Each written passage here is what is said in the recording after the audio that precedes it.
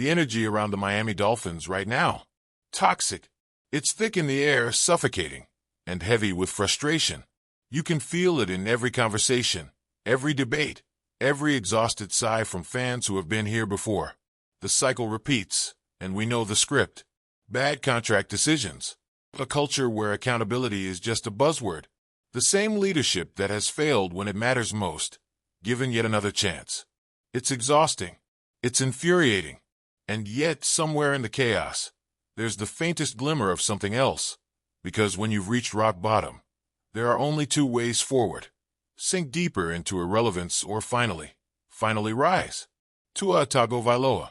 The quarterback Miami has stubbornly tied itself to with a guaranteed contract that now feels like a loaded gun aimed straight at the team's future.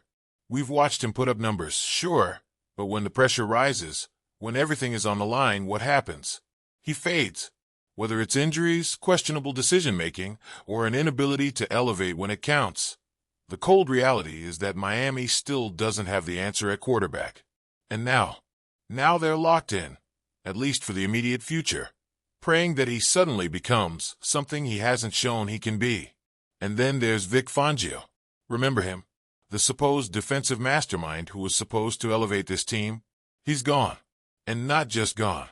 He's thriving in Philadelphia, building a defense that embarrassed Patrick Mahomes on the biggest stage. Miami, on the other hand, still searching, still hoping that anyone, can fix the problems that never seem to go away. It's déjà vu, an endless loop of trying to find answers while former coaches, players, and executives go elsewhere and find success. Tyreek Hill, the superstar, the human highlight reel, the guy who, let's be honest, checked out when things got tough. We all saw it.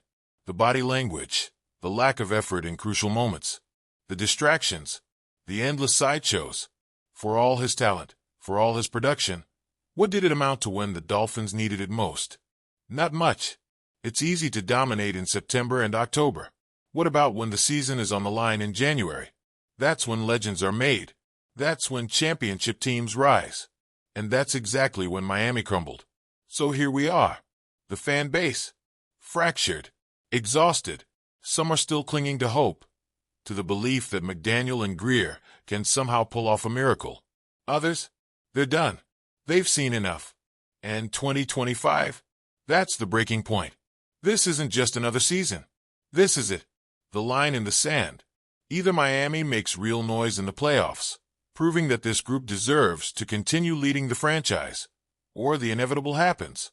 McDaniel, Greer, and possibly even Tua will be gone. Another teardown. Another rebuild. Another cycle of searching, of waiting, of hoping that maybe, just maybe, the next era will be different. And that's what makes this season so fascinating. It's not just about winning games. It's about survival. It's about proving, beyond a shadow of a doubt, that this regime isn't another failed experiment. Every decision, every snap, every game will carry weight. The tension, unbearable. The stakes, sky high. And no one knows how this will end. Picture it. One scenario, the Dolphins fight. They scratch, they claw.